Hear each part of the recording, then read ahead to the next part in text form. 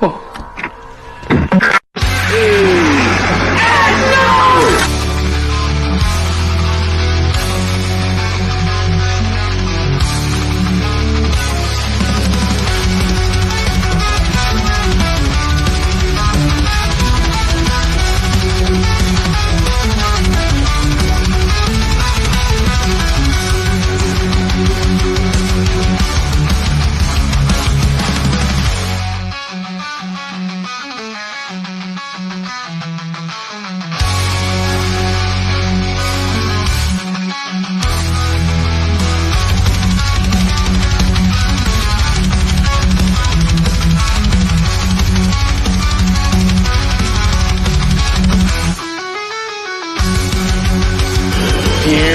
Johnny.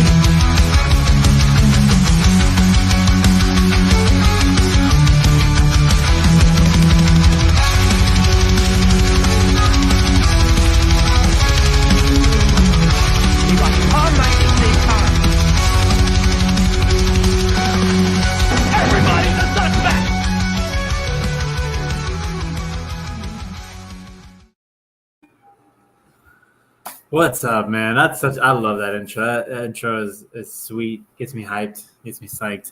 Welcome to Prime Time, and welcome back to another edition of Sinister's Horror Stash. We got a good one coming up today, man. This is one I was really excited for. But before we do that, joined as always by my man Hunter. What's up, man? How you doing? How's it going, guys? Yes, we have two big episodes coming to celebrate the end of summer. So I can't wait to get into this one, which was a big summer hit. Today we are talking about the 2023 movie Godzilla Minus One, which I'm super excited to get into and talk about because this movie was awesome, man. I love this movie. Yeah, for sure, man. This is one that I was really trying to get to the theater to see. I did not get to go. So the minute that it comes back in theaters, I am going because I really wanted to see this one in theaters. But yeah, because the hype was up there, and I didn't have my expectations like super high, but I was pretty pumped for this movie. Like I went in with pretty decent expectations, and I would say that it blew them out the water. Like this movie is really, really good. So you could feel the stakes and the just the better filmmaking because like I like the Godzilla and Kong movies. They're fun, but this is just on a completely different level. Like this is different and was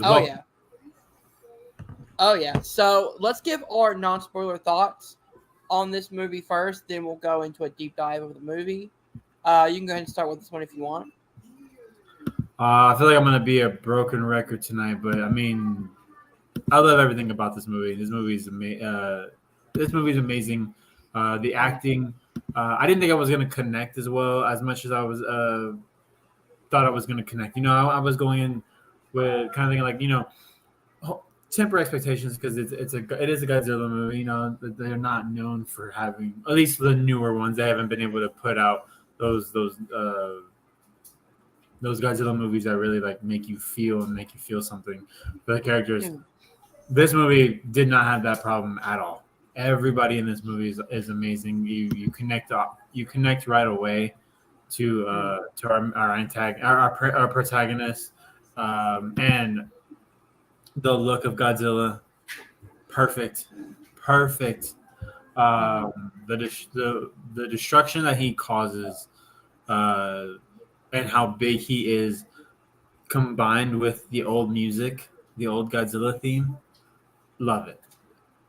This movie, it got a near perfect rating for me.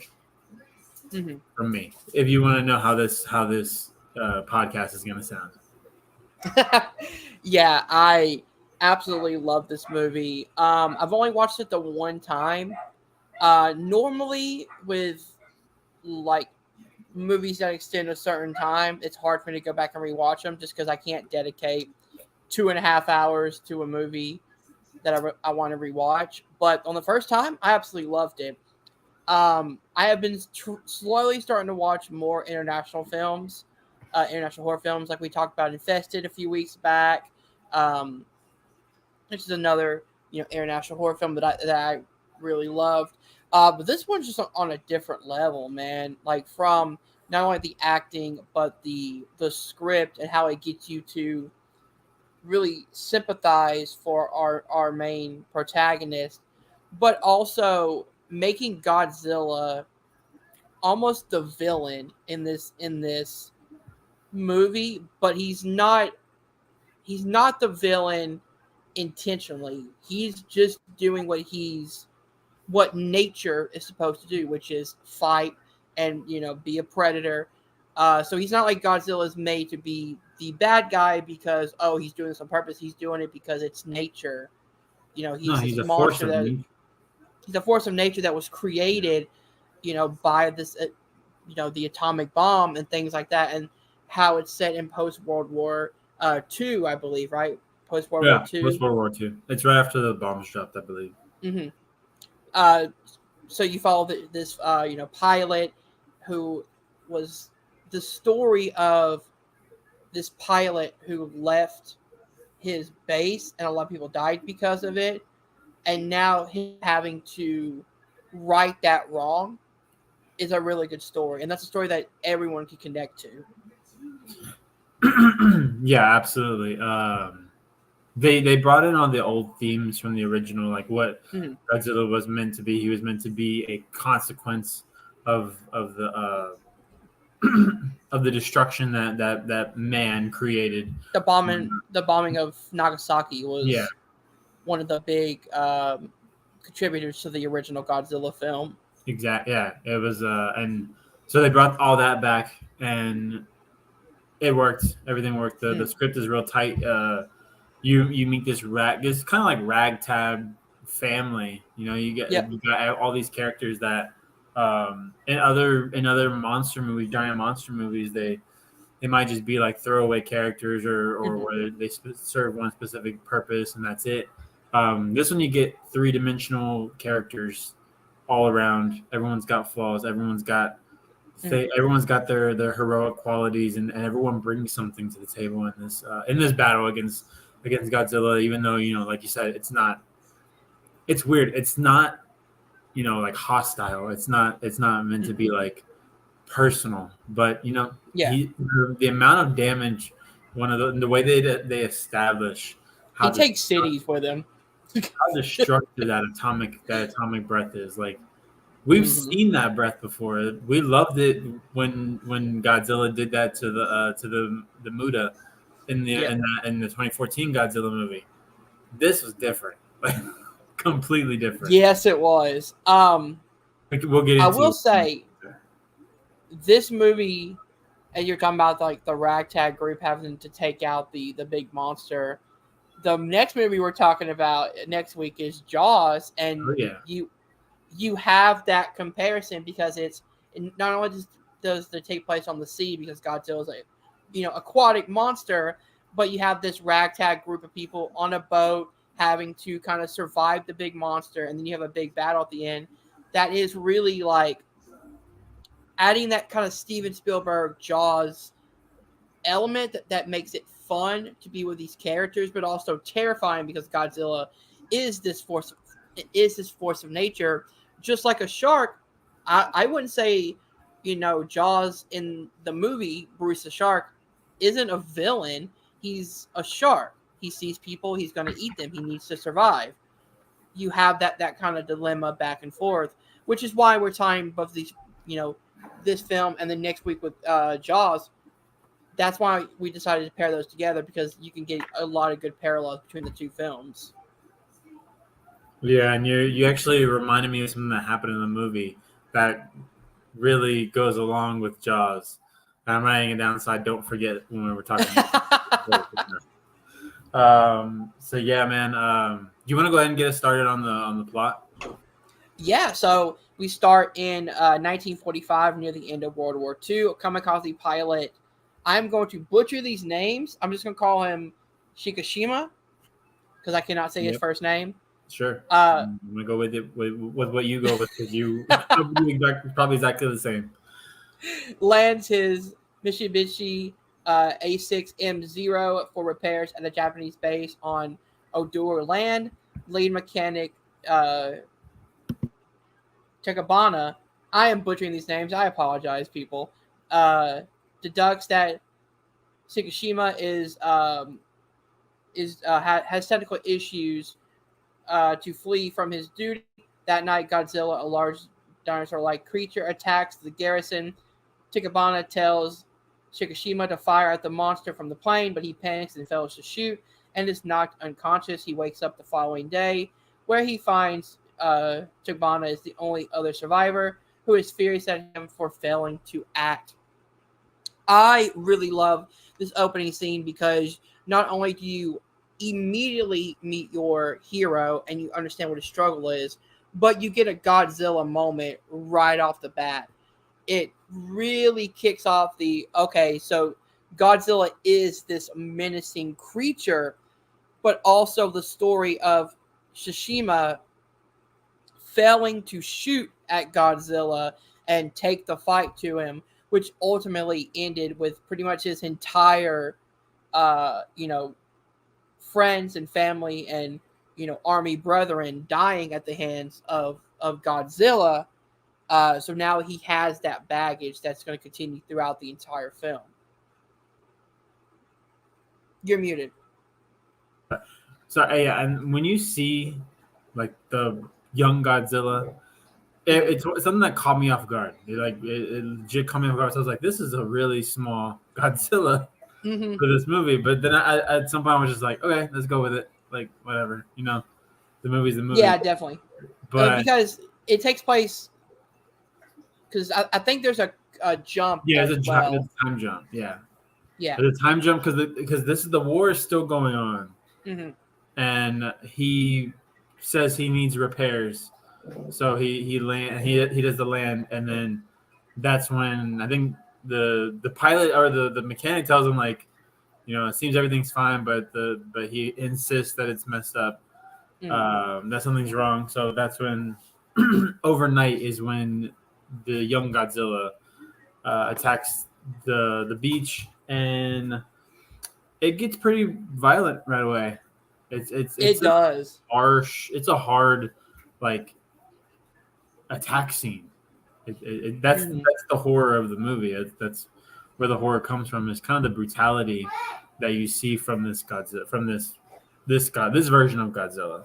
So yeah, I like that the attack happens when it's pitch dark. So you get to see all this destruction and all this kind of chaos, and it goes into the morning. And normally when you think of the morning after, you think of peace and someone finally made it, or happiness, or whatever in a movie, because we survived the night.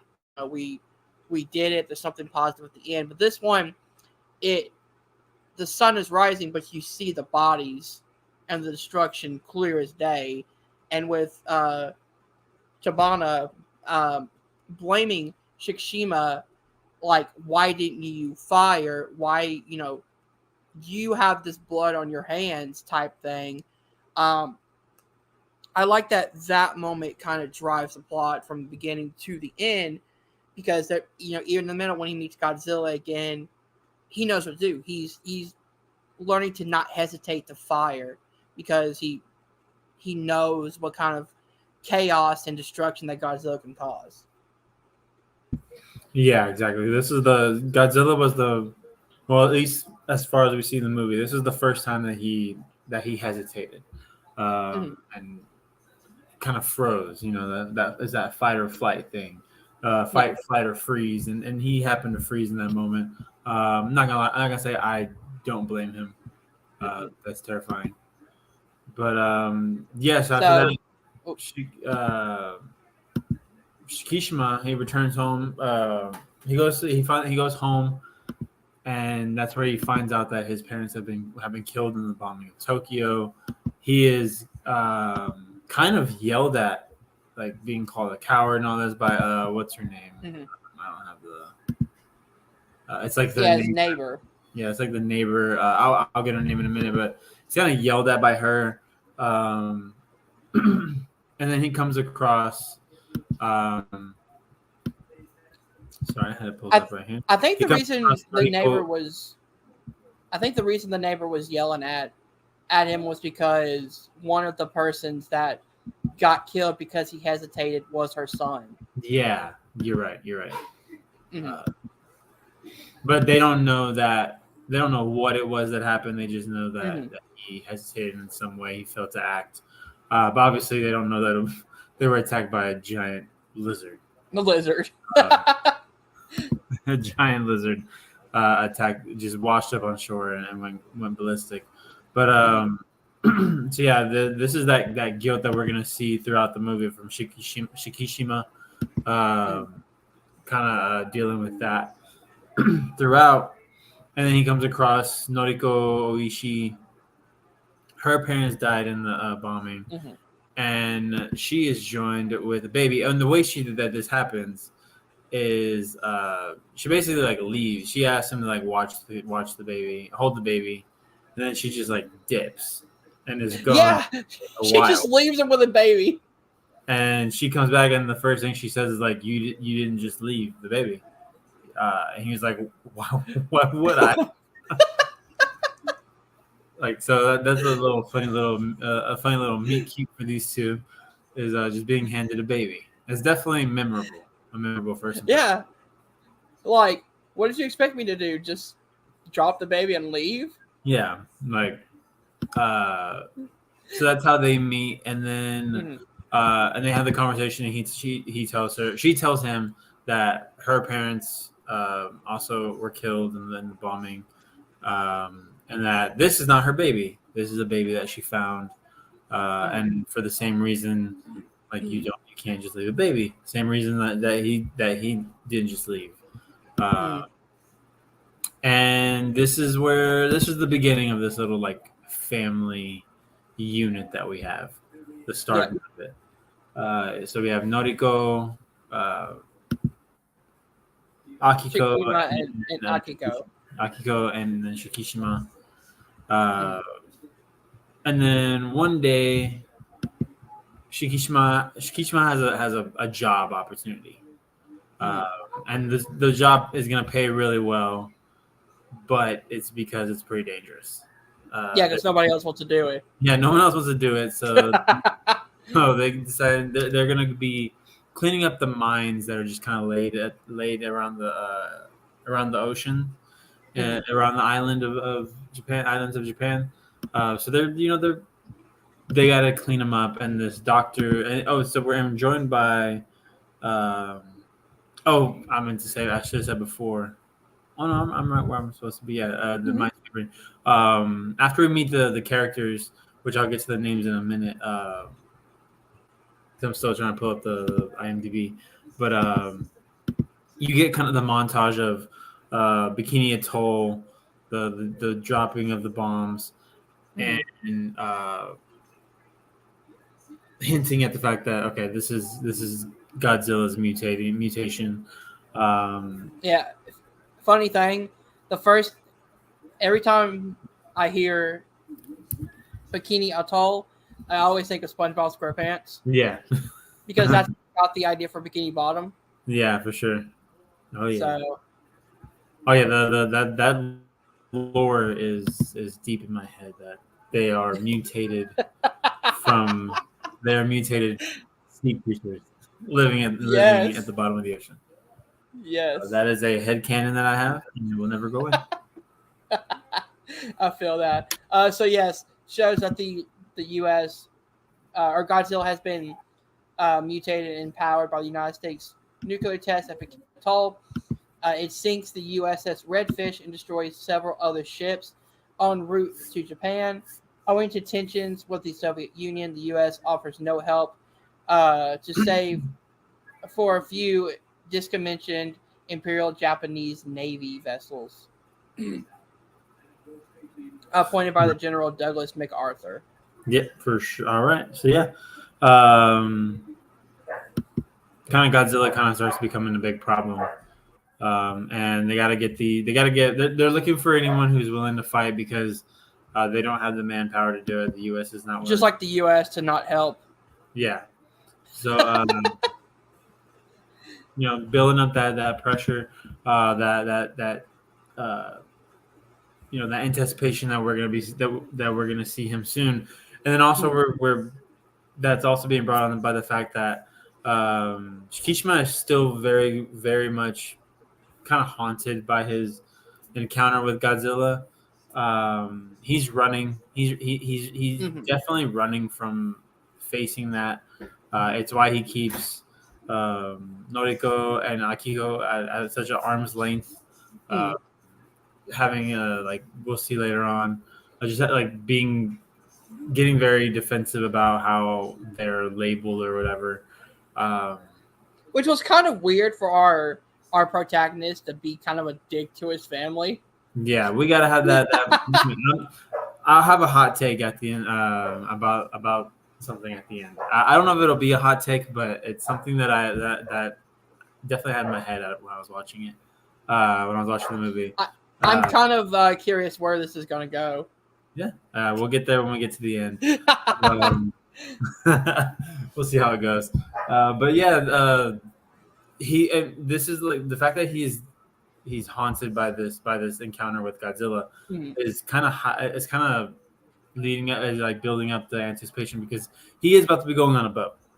About to be going on this boat to go pick up mines with I have the thing with not Tachibana. With Seiji Akitsu, who's the former soldier.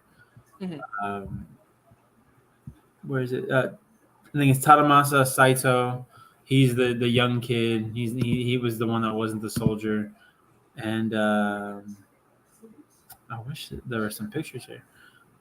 Is it Kinji Noda? Is that the name of the doctor? Maybe. Let me check. There's no pictures. Kenji Noda, former naval weapons engineer. Yeah, that's right. So those three on the boat, and they are kind of like there's not really any tension. It's very much like let's just get to work. I understand. I work a blue collar job, and it doesn't. There are certain points where it doesn't matter who's working with us. We got something that needs to get done. Just get it done. So you get that kind of blue collar feel, which is pretty cool. And so that shows us that Shikishima, even though he froze and he had his moment, he's a hard worker. He's got a lot of issues, but he's a hardworking kid. And this is dangerous work. I'm not gonna lie, that's terrifying. Having to because if they find any mines that are still live, haven't been blown up yet, then they have to have pinpoint accuracy to shoot and have that bomb go off in the water. Yeah, while they're while it's kind of being dragged. I love this too because it shows us how great of a marksman Shikishima is when he takes over and he starts pinpointing exactly where to hit because those things move in the water. Yeah. The motion kind of tips it over to one end and you have to be very precise. So it shows that if he wanted to, he could take the fight to Godzilla, but he was so scared that he couldn't. So it was a fear, not he's not a good sharpshooter. Yeah, this is the scene where we kind of see that everybody in the movie is pretty capable. Shikishima, obviously, we see that he's capable with a weapon. He can. He has a nice little. He's got good aim. Akitsu, he can drive the boat, and then this contraption that Noda made is kind of leads into where we're going next, which is they're being alerted of this existence. Oh, sorry, which is not leading in there. We're leading into the chase that we get with Godzilla chasing after. Right? Am I jumping around? No. So in May 1947, Shikishima and his minesweeper crew traveled to the Okinawa's islands and are tasked with stalling Godzilla's approach to Japan. They release a mine into Godzilla's mouth, detonating it, causing it significant damage. but he quickly regenerates. The heavy cruiser Takiko then engages Godzilla, but is destroyed when the monster unleashes its heat ray. After returning to Tokyo, Shikishima opens up to Noriko about his encounters with Godzilla. Days later, Godzilla makes landfall in Japan and attacks Ginza. Okay. So yeah, there we go. We're getting close to the attack, and before we get to the attack, we find out that Noriko was able to get a job in the city, and and at first Shikishima was like, "Man, what?" Like he's not happy about it, but she tells him like, "We need money, we need work, like we need to do that." So, I love the moments of like Shikishima becoming a father to Akiko. What's her name? Akiko. Yeah, Akiko, because it starts off where he wants to be arms length. Then when he realizes, oh, I have to be home with her while her mom goes to work, he starts slowly becoming a father figure to her. Yeah, there's even the scene before this one, for the one we're about to get to, when they're having the dinner, and I think it was Noda called her his wife, and he was very just that's not my wife, like don't call her my wife. So there's that. That kind of rubbed me the wrong way a little bit. It did, but I think it's all a part of that. It's all a part of that journey that he has to go through. He's good because he's so messed up from the war. He's not outwardly damaging himself. He's not being physically self-destructive, but he's being self-destructive in a different way of keeping people at arm's length. So I get it. I don't like it either, especially later on. But I get it, and it all comes. It all works. In the end, it balances itself out, I think. So yeah, now we're getting to the attack. Let's jump right into it because this attack, man. So there's a point where he's Godzilla's doing his thing. He's destroying kind of the naval ships. He gets on the land, and you start to realize. I think they mention the name of the city where he's heading towards, and it clicks in your mind, and you're like, "Oh, damn!" You're like, "Shit." Noriko's there, and then it cuts to her on the bus, right? Her on the trolley, and that's when that other trolley gets thrown, because that's the first that we're seeing of Godzilla making landfall, and the first that the rest of the people are seeing. It's literally just that giant thing. It's real slow. The music kind of slows down and lands. This trolley had the greatest brakes of all time. Also, it did, yeah. Greatest brakes of all time. So he goes. She's looking at that. There's even points in this movie where I'm like, I don't understand how she's surviving any of this. But the train's able to stop. People are getting out, but people are getting taken out, and we see the kind of the full body reveal of Godzilla with that amazing score. That score is amazing.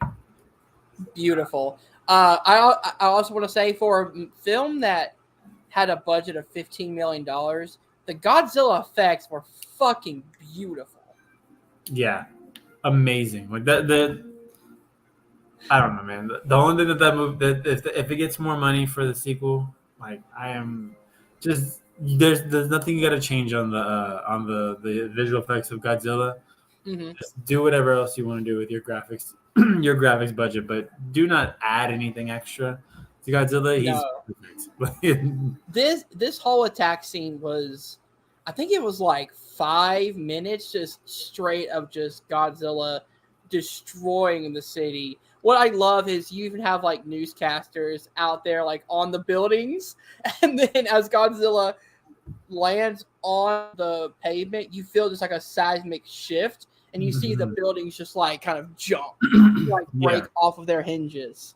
Yeah, he is so much bigger. That's what I was saying. It really caught me off guard earlier in the movie when you see how small he is, and you're like, this is not the Godzilla movie I thought I was getting. This is the Godzilla movie I thought I was getting. This is like I mentioned earlier about the brutality of Godzilla in the movie being the horror of the movie. This is the same thing. There is it's kind of an unthinking just action. Mhm. Godzilla, he's just moving. He's going towards something. There's not we don't know what he's going towards. We don't necessarily know what he's doing, which is another part of the horror of like of Godzilla as the antagonist of like in the other movies it's very clearly shown to you, not even shown to you, it's literally told to you that Godzilla is not a bad guy. He protects. We hear it all the time. He protects. He protects. He protects. Mhm. This is different. This is just unthinking nature, walking, and just happening to walk somewhere where it's much bigger than everything else, and walk through with almost no resistance, and That heat ray scene was I was about to just Oh, to get my there. God. Doesn't say We like- before we get there, we get Noriko and Shikishima meeting, joining, and like he's like, we gotta get you out of here, we gotta go, and I do appreciate that. There could have been a plot hole of like, hey, who's watching the kid? But no, he gave the kid to the neighbor to watch. yes. Yes, that's what like that family feel, because even I think before this I didn't feel that from the neighbor. Like I got the family feel from everybody else, but I didn't necessarily get that from the neighbor, because my only memory that I had of her was her yelling at him the way she did. Which But, again, like, we understand her point of view though. Yeah, and then once he like leaves her, I'm like, oh no, this is not an act of an irresponsible father doing. Like, no, this is someone he trusts. So that's you get that feel with that, and then that helps later on too.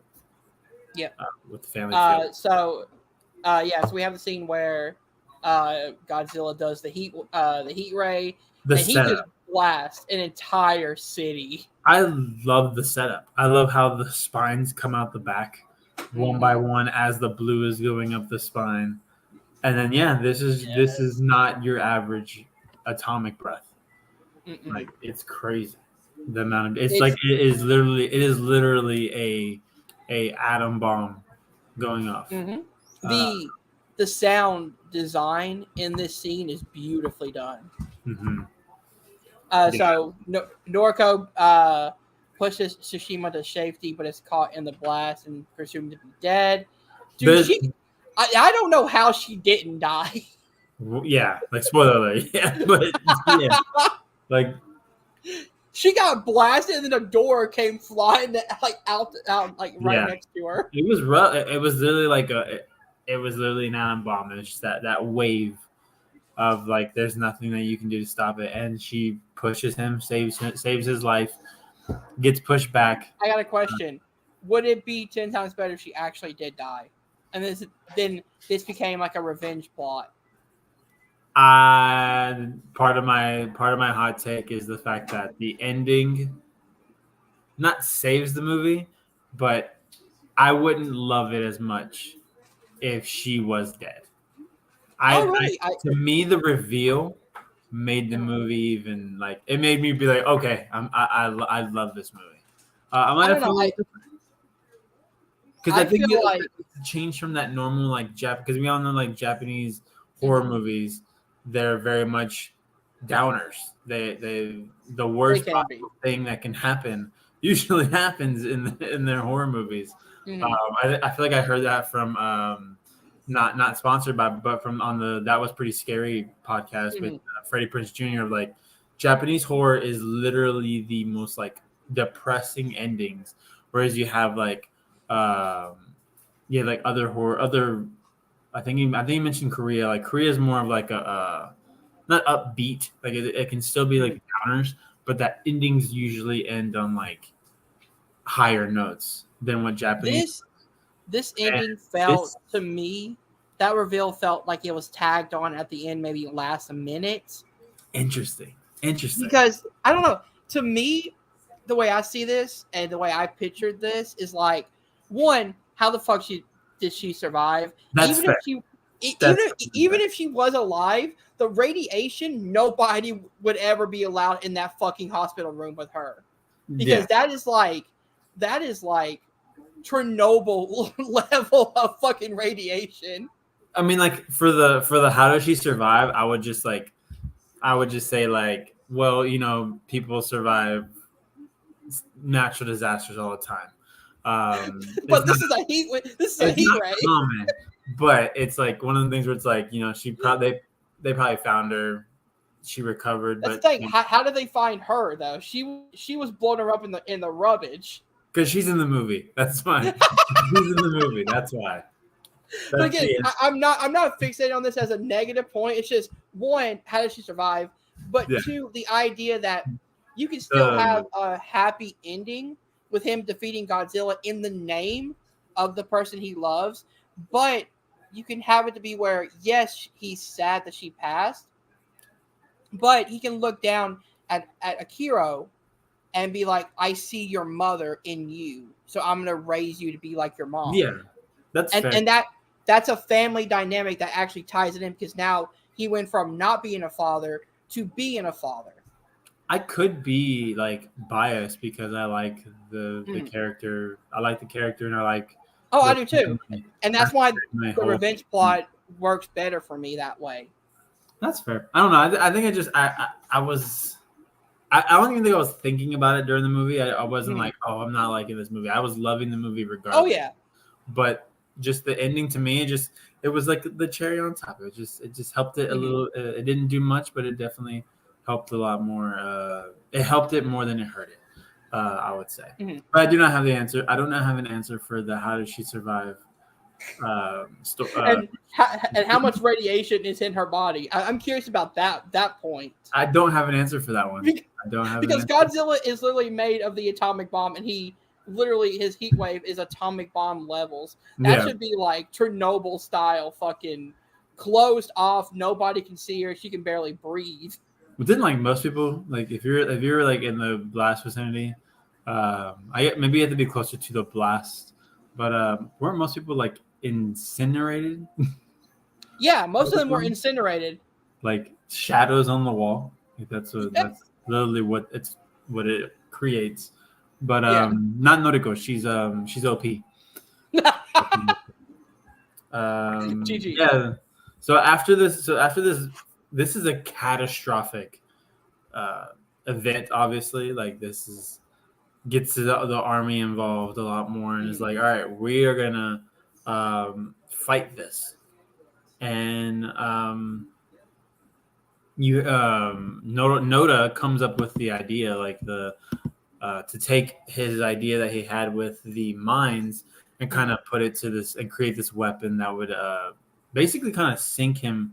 They would tie these cables around Godzilla, and I believe instead of raising him, it would pull him to the bottom, because what the contraption did with the mines, it would bring the mines up, so they were able to shoot him. But I believe he was able to like kind of reverse it to where it would pull him down instead of.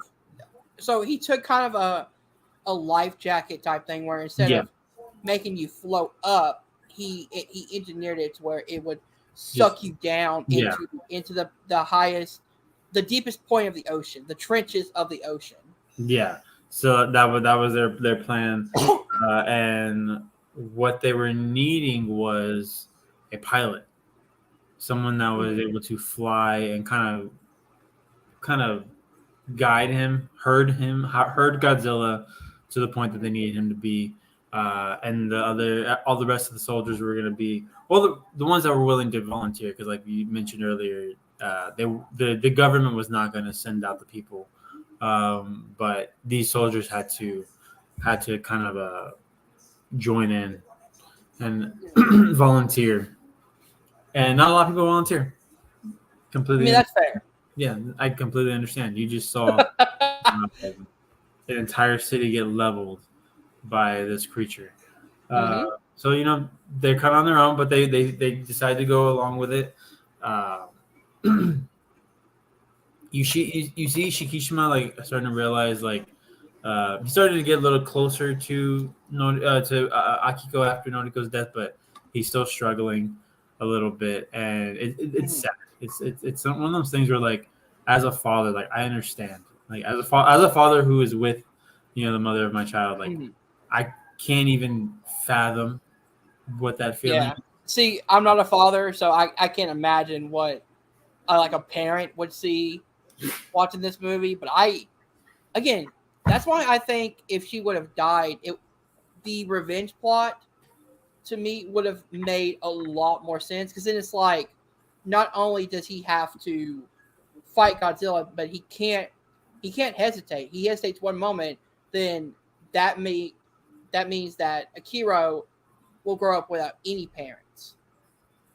Yeah. So Well, that adds more stakes to him living.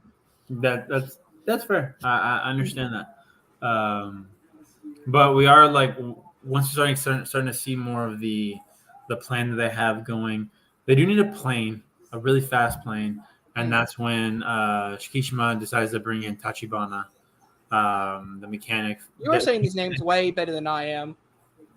I watched a lot of Naruto, and I watched it in the original Japanese. So there you go. I work a little. I try a little bit.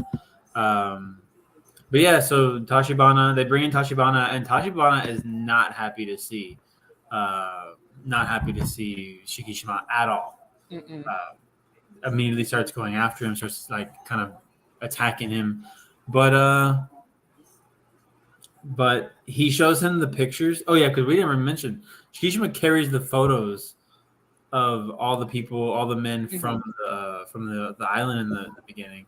So he carries all these photos. So he's still torturing himself with this. Yeah. And when Tachibana sees that, kind of sees something where like he's like, okay, this guy is hurting himself over this. Like it's one of the things where you realize like he's being hard on himself way more than I could possibly. Yeah. What am I gonna do to him that he's not doing to himself every day? Exactly. So I think out of respect to Tachibana, because Shikishima comes to Tachibana, it's kind of like it's out of a respect where it's like I know you could build this plane. I know you can get it to where you need to get it. And I think I believe it's the same. Is it kind of the same kind of plane? I believe it's the exact same plane. Yeah, it's the kamikaze planes. That's another thing we didn't mention is that he was a kamikaze in World War II. Which, if you don't know, kamikazes, they flew themselves into other aircrafts during World War II. So he was one of those. Didn't do that, and hence why at the beginning he said that there was something wrong with his plane. He was about to go on the kamikaze pilot mission and couldn't go through with it. Yeah, he was just that was the actual first time that he hesitated. Was him making an excuse for the plane being exactly making an excuse to not be a kamikaze, and then he hesitates in the ship. He hesitates in the plane to attack Godzilla, causing his men to die, and then. So now this is him putting his foot down and saying he's not going to hesitate. And what the other guys don't know is that he is working with Tachibana to create a kamikaze. He wants a bomb built on the plane so that he could fly into the head of Godzilla and kill him, take him out, because there's no guarantee that weapon is going to work. So. This ending had me fucking tense because I was like, let's jump into the finale. Because I didn't know what was going to happen. I was like, oh, is he really just going to blow himself up to take Godzilla out? Is this going to be a mutual destruction? Yeah. There was a point I thought so too. I was like, Japanese. I'm telling you, man, the Japanese filmmakers they have no issue going there. They don't. Normally, and it's usually right. It's usually the right call. But yeah, this scene, especially with the men in the ship, like there's a certain, like you have that camaraderie feel But you realize pretty quickly that they are not gonna be able to hold Godzilla. He's too damn big. He's too big. He's too strong. There's one moment I want to bring up. Oh, go ahead. When he leaves Akira with the neighbor, and he has the letter, and then it's like, take care of her for me. I thought, oh my god, are they really doing this? That I'm telling you, man. That's why I like the ending. That would have been like that ending. Years of therapy for that little girl. Like she is gonna to be fair, do the same ending, and he comes back and picks her up. You're good. Fit. True. But I'm just saying that would have been the worst ending for me. The worst possible ending, because I just would have been devastated for that little girl. She did nothing to deserve any of that. I don't know why Hunter is trying to leave her an orphan. I did not say that. He survived. Spoiler alert, you little asshole. But yeah, so there's an issue with the ship because they're just not strong enough to take him down. And that's when Shikishima comes in, and he's gonna try and do that. I think at that moment he's like, there's no other choice. I have to do this. And at the last minute, he decides to pop that thing up, man. I don't think it was last minute. I think that because it's shown that they had that plan ahead of time. Yeah. I mean, like at the last minute, we didn't see it happen. That's what I mean. We didn't know what was happening, so we thought, he's just going down with it. There's definitely a point where I thought it happened. I thought he did it. I thought. I thought that it was the end of it, and excuse me, but no, he pulled up in the air, in the parachute coming down, and it blows up, if I'm not mistaken, but it doesn't do the damage that they were expecting. No, it hurts Godzilla. Like it hurt him a lot, yeah. It made him to. It says Tsushima crashes a plane into Godzilla's mouth and destroys its head, causing the energy of the heat ray to tear its body. Oh, right, yeah, that was happening. Right, I totally blanked on that. That was literally he flew into it as soon as the heat wave was coming. To shoot out the heat wave, and the way the ship lands in his mouth is very like everything feels heavy in this movie. Godzilla feels heavy. The ships feel heavy. The planes feel heavy. Everything feels like real and just I don't know. It's something about like I love how when he hits the plane, the plane goes into Godzilla's mouth to begin with. It doesn't just explode on impact. It hits. There's a moment, and then it blows. It blows, yeah. And with the explosion kind of in the background, that's when you see Shikishima coming down. And then this is great because it cuts back to Shikishima and how you say his name? Tachibana. Yeah, with them talking, and he's like, "Look, the ejection sheet's right here. Pull it right when you go in, you'll be fine." And then he puts the picture of Akira and him and Noriko. Yeah, man. That's the moment he chooses. He decides to fight and to move forward instead of giving into the revenge like you wanted him to do. He grew. He became better and accepted the family that he had, and they were able to take out Godzilla. He's done. He goes to the bottom of the ocean, and all is saved. Is it ever said that he's dead? Well, that's where that ending comes into play. But when he gets back, there's a telegram for him, and we just go to we just get to him arriving somewhere. He opens the door, and there's Noriko. And I'm telling you, man, that was a moment where I was like, "Yep, movies." Not gonna lie, I was happy. I was happy the moment I saw her on screen, but then as time goes by, I'm like, that's where I'm like, okay, you can still have a happy ending.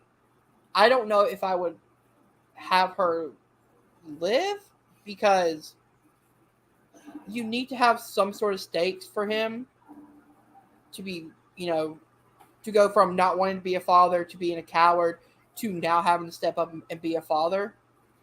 And I think that was the perfect moment to do it because not only that, but she could go out like a hero, sacrificing her life and her daughter's life for someone she trusts because she Yeah. pushes Shikishima out of the way and takes the blast for him, which also shows that she's ready, to give her life ready to fight for something that she loves, which then gives him the strength to do the same thing later on, which is the strength he didn't have at the beginning of the movie.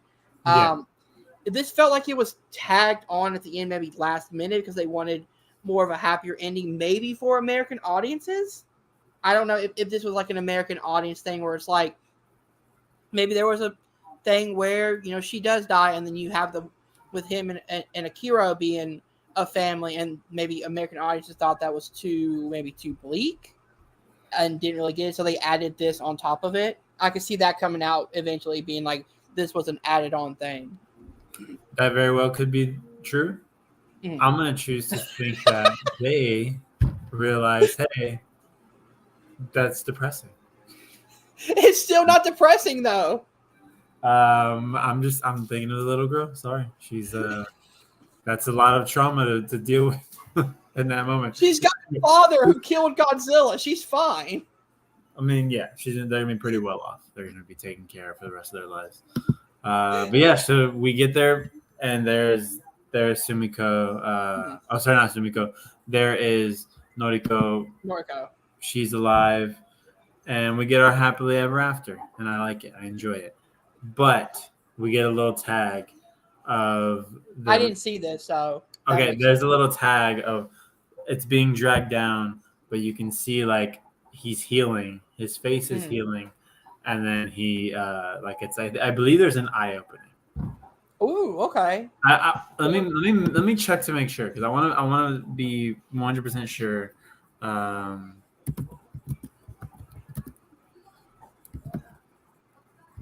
just want to make sure before I say it.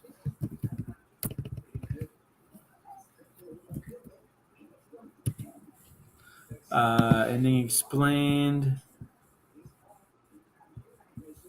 Oh, dang it. It's freaking ads.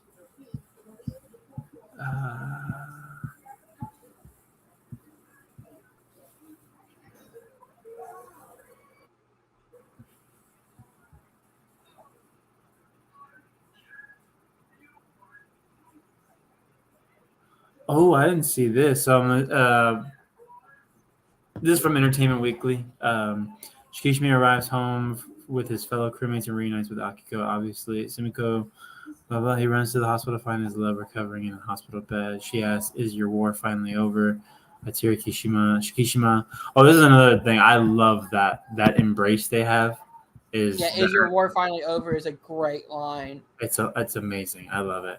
And the way he just, especially when you think about like Japanese culture and like it is more like men try to be like hard and not vulnerable around people.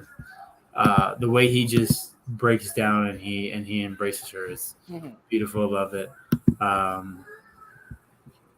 Says yes, as they hold each other, you can see a black bruise growing on the side of Noriko's neck, which director Takashi Yamazaki confirmed is composed of Godzilla cells or G cells.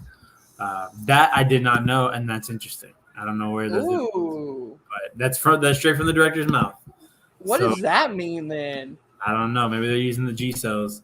And it says is she going to become Godzilla? I don't know, but it's before Godzilla Minus One's end credits roll. We see a shot of Godzilla's body sinking underwater, but his flesh starts to regenerate. And then it says, well, so maybe you don't see an eye. So I was wrong. But you definitely see cells regenerating. And if I'm not mistaken, we've had it confirmed, right? Have we had a Godzilla? I don't know. Maybe I'm wrong. Maybe I just heard, I just saw rumors. Sequel. Yeah, let's see. The name comes up. Will there be a sequel? Oh, okay, maybe not. Maybe I was There's wrong. no confirmed continuation of the sequel. Okay.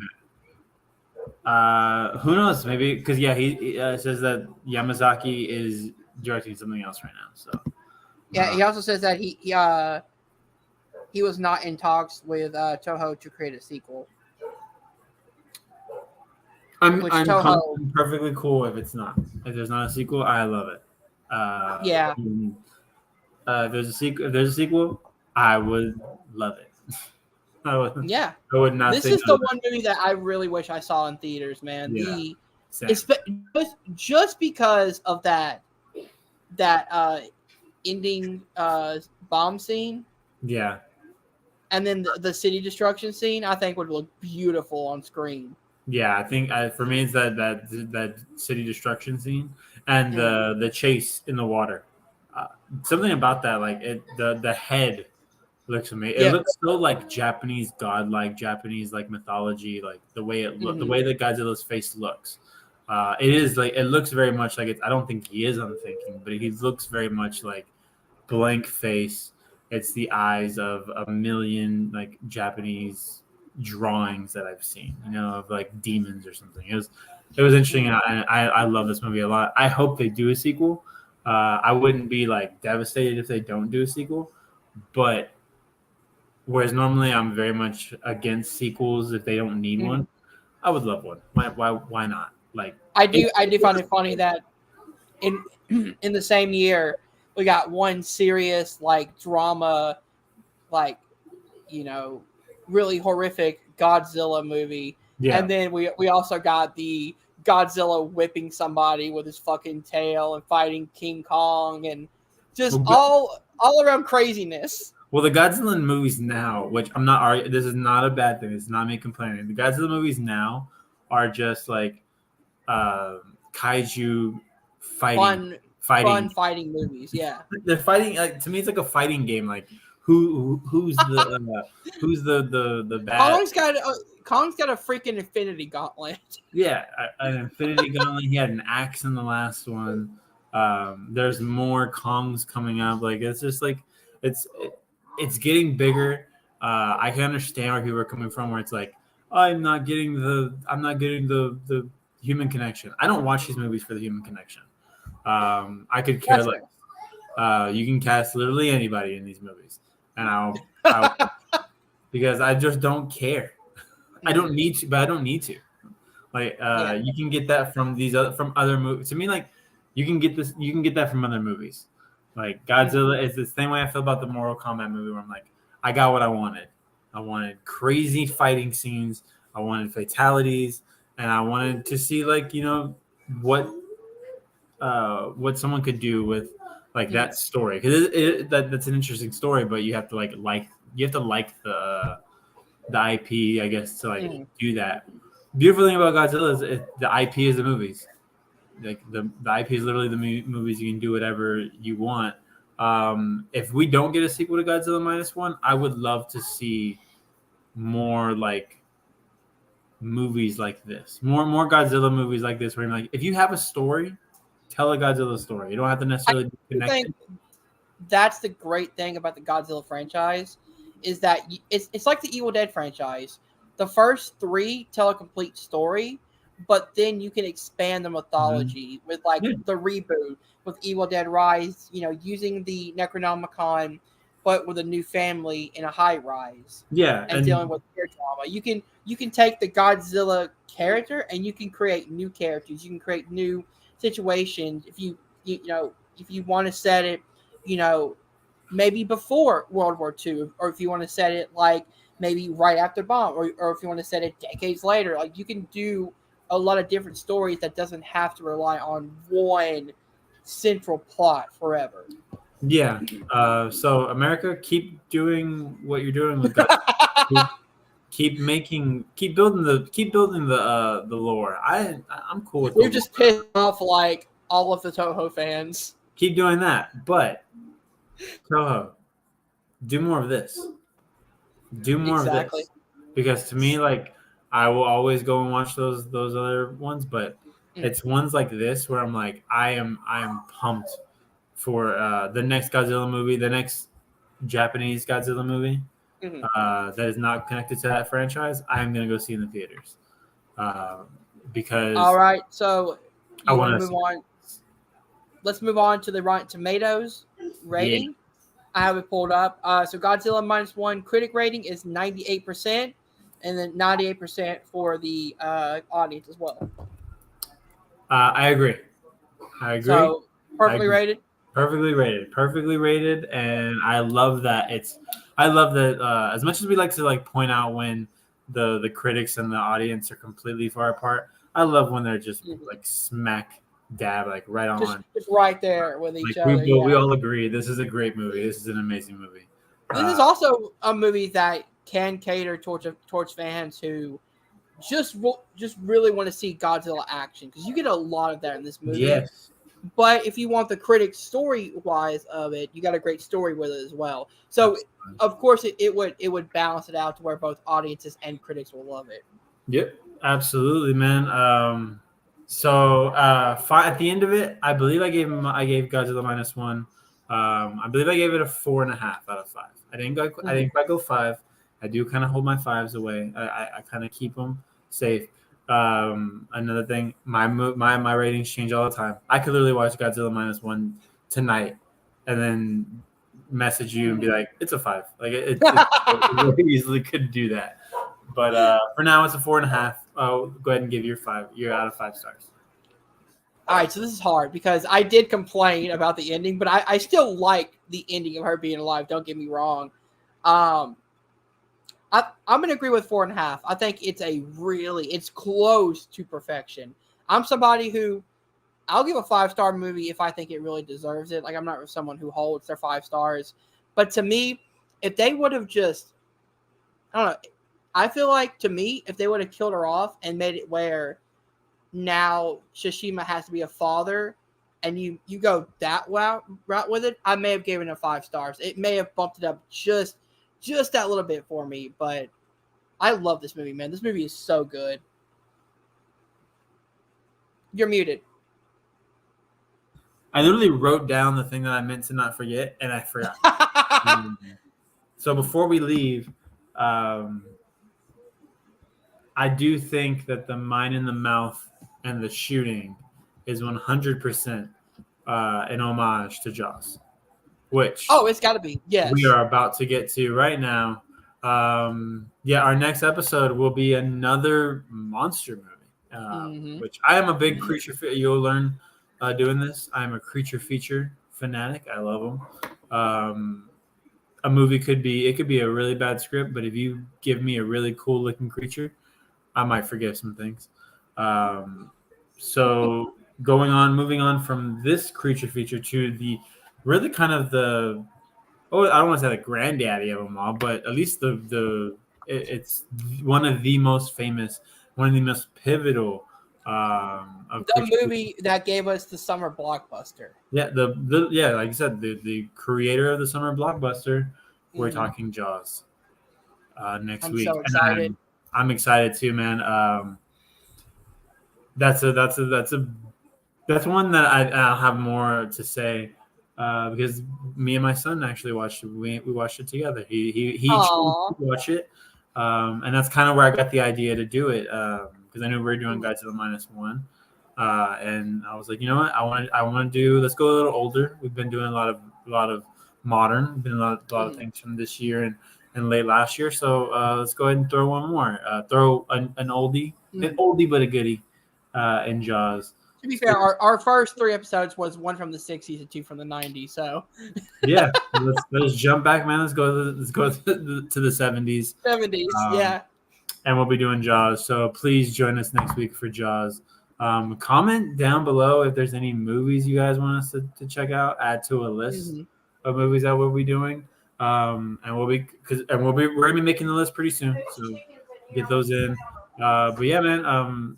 You can find me on Twitter at AlecMiller0423, and Hunter's gonna let you know where to find everything Welcome to Primetime related right now.